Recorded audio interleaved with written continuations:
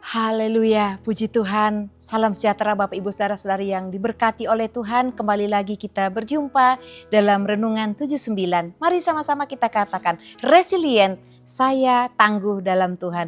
Puji Tuhan Bapak Ibu Saudara yang diberkati Tuhan. Hari ini kembali kita akan menikmati Tuhan melalui firman-Nya. Firman Tuhan adalah Allah sendiri dan Allah adalah firman. Oleh karena itu kita mau bersekutu dengan Tuhan ya. Mari kita membuka firman Tuhan dalam Kisah Para Rasul pasal 7. Kisah Para Rasul pasal 7 ini adalah pengulangan dalam perjanjian lama. Bapak Ibu Saudara yang diberkati Tuhan, kita akan melihat ayat 22 sampai ayat 25. Ayat 22, 23, 24, 25 saya bacakan untuk kita semua. Dan Musa dididik dalam segala hikmat orang Mesir dan ia berkuasa dalam perkataan dan perbuatannya. Pada waktu ia berumur 40 tahun, timbullah keinginan dalam hatinya untuk mengunjungi saudara-saudaranya, yaitu orang-orang Israel.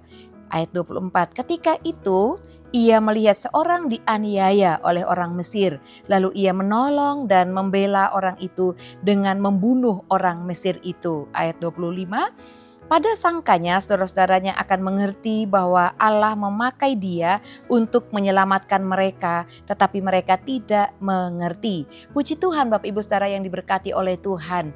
Kita membaca tentang seorang tokoh yang bernama Musa ya. Saya memberikan judul firman Tuhan hari ini, gegabah.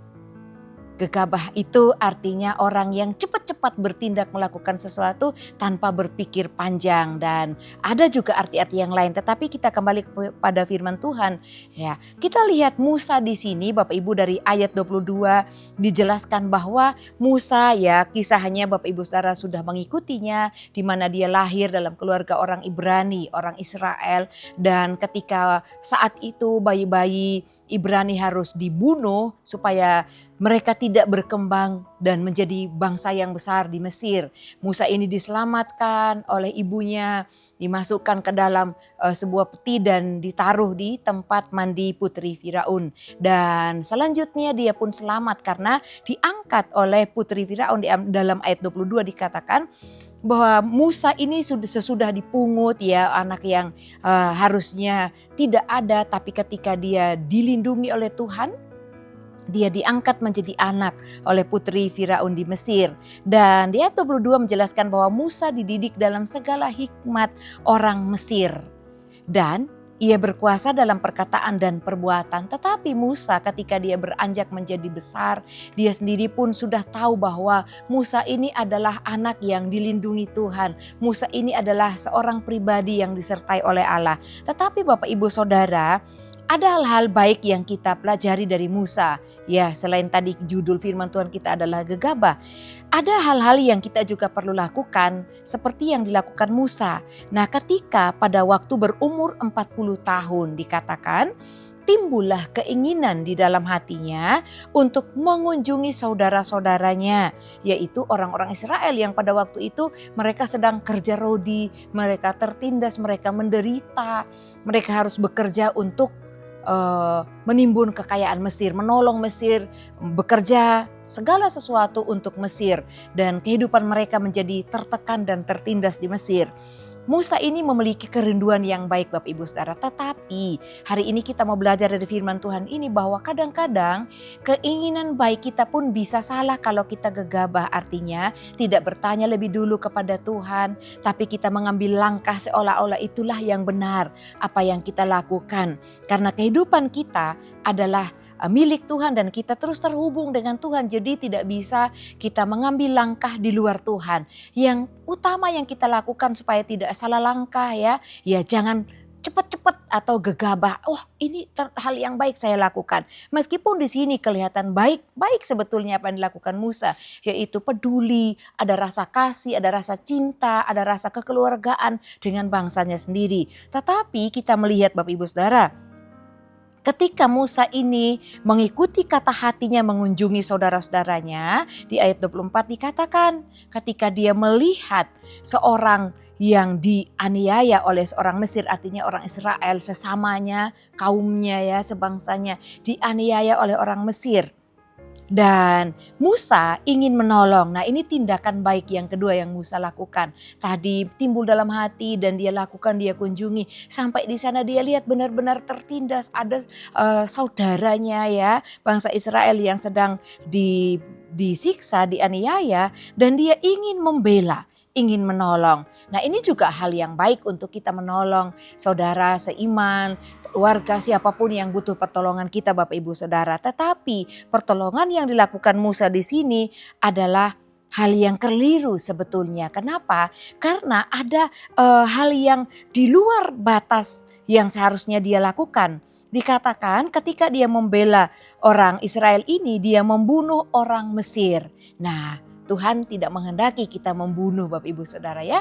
Dan Musa bertindak, ini waktunya untuk saya membela saudara-saudara saya.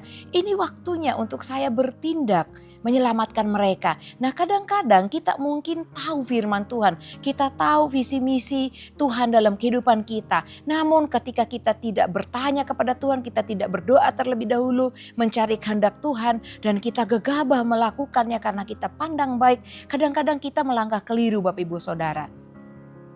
Seharusnya Musa belum bertindak untuk melakukan pembelaan kepada umat Israel. Tetapi apa yang dia lakukan meskipun itu baik, akhirnya dia juga melanggar, dia membunuh, dan dia merasa bahwa orang yang dia bela yaitu pihak saudaranya di ayat 25 ya, mengerti bahwa Allah memakai Musa ini untuk menyelamatkan mereka. Tetapi tidak demikian. Nah, Bapak Ibu, kadang-kadang kita bertindak sebelum berpikir, kita bertindak sebelum bertanya kepada Tuhan. Oleh karena itu, mari kita berdoa terlebih dahulu, mencari kehendak Tuhan supaya apa yang kita lakukan disertai oleh Tuhan. Mungkin bisa saja perbuatan baik Musa ini juga tetap baik di hadapan Tuhan. Tetapi kesalahan Musa adalah menghilangkan nyawa orang Mesir. Dan bagi dia, saudara-saudaranya tahu gak mungkin dilaporkan, gak mungkin dihukum dan lain sebagainya. Tetapi ternyata apa yang kita pikirkan belum tentu itu betul Bapak Ibu Saudara. Oleh karena itu kita berhati-hati dengan hati kita, berhati-hati dengan niat kita meskipun baik, berhati-hati dengan pikiran kita supaya tidak dikendalikan tubuh kita, tangan kita, apa yang kita lakukan oleh pikiran kita meskipun itu bagi kita baik. Nah, Musa berpikir dalam hatinya, wah, saudara-saudaraku tahu bahwa akulah yang diutus Allah, yang dipilih Allah untuk membela mereka, menyelamatkan mereka. Tetapi saudara-saudaranya belum mengetahui tentang hal itu. Oleh karena itu dalam hal ini kita juga belajar untuk mendahulukan bertanya, untuk mendahulukan melihat keadaan, situasi di mana kita akan melakukan suatu hal supaya kita tidak gegabah dan tidak salah langkah Bapak Ibu Saudara yang diberkati Tuhan. Itulah sebabnya Musa melarikan diri dari Mesir ya, karena kesalahan yang dia perbuat. Nah, kita pun Bapak Ibu dalam kehidupan kita ini diawasi oleh Tuhan. Ketika kita tahu kehidupan kita diawasi oleh Tuhan, sebaiknya apapun yang kita pikirkan, apa yang kita lakukan, komunikasikan dengan Tuhan. Beritahu Roh Kudus ya, Allah Roh Kudus dia menyelidiki hati, pikiran kita, dan Roh Kudus sendiri juga yang menyampaikan setiap keluhan-keluhan yang tidak terucapkan kepada Bapa di surga. Dan kita akan diberikan petunjuk oleh Tuhan sehingga apa yang kita lakukan itu tidak melebihi kapasitas kita, tidak melebihi yang seharusnya kita lakukan. Menolong yang dilakukan Musa itu adalah baik, tapi pelanggarannya adalah menghilangkan nyawa. Nah, supaya tidak ada pelanggaran yang kita lakukan dalam hidup kita, marilah terlebih dahulu bangun hubungan dengan Tuhan, mencari kehendak Tuhan. Bagaimana saya tahu itu kehendak Tuhan? Bapak Ibu, ada damai sejahtera dalam hati kita. Ketika itu petunjuk Tuhan, mungkin kita sedang sibuk dengan hal yang lain. Kita tidak terpikirkan oleh hal itu, tapi tiba-tiba muncul dalam hati kita, dalam pikiran kita. Kalau kita di dalam Tuhan, sebab hati pikiran kita dikuasai, dipimpin oleh Roh Allah, Roh Kudus. Dan Dia akan memberitahu kita, tiba-tiba kita teringat apa yang kita doakan dan ada damai sejahtera. Tetapi juga jangan gegabah untuk segera melakukannya. Kembali berlutut kepada Tuhan, berdoa kepada Tuhan, sehingga di saat kita melakukan tindakan tersebut tidak ada yang di luar batas. Semuanya apa yang kita kerjakan itu menyenangkan hati Tuhan dan berlayak di hadapan Tuhan. Puji Tuhan, Tuhan Yesus memberkati kita untuk tidak hidup gegabah dalam hal apapun itu Bapak Ibu Saudara. Karena kalau kita gegabah, kerugiannya kita sendiri yang akan merasakannya, kerugiannya kita sendiri juga yang alami. Musa kerugiannya adalah kehilangan damai untuk hidup di Mesir. Dan dia harus lari dari Mesir menjauh karena takut akan mengalami konsekuensi dari peristiwa yang dia lakukan gegabah ya. Oleh karena itu sabar dalam segala sesuatu, tunggu waktunya Tuhan dan minta penyertaan Tuhan. Puji Tuhan, Bapak Ibu Saudara yang diberkati Tuhan, bagi Bapak Ibu yang terus setia mengikuti Renungan 79 kiranya dapat menjadi berkat bagi kita bersama-sama. Dan bagi Bapak Ibu Saudara yang ingin didoakan untuk pokok doa tertentu atau ingin menceritakan kesaksian pemulihan masalah keluarga, mujizat yang Bapak Ibu Saudara alami apapun itu, dapat Bapak Ibu salurkan melalui chat WhatsApp di nomor 081327420088. Puji Tuhan, mari kita sama-sama berdoa. Haleluya.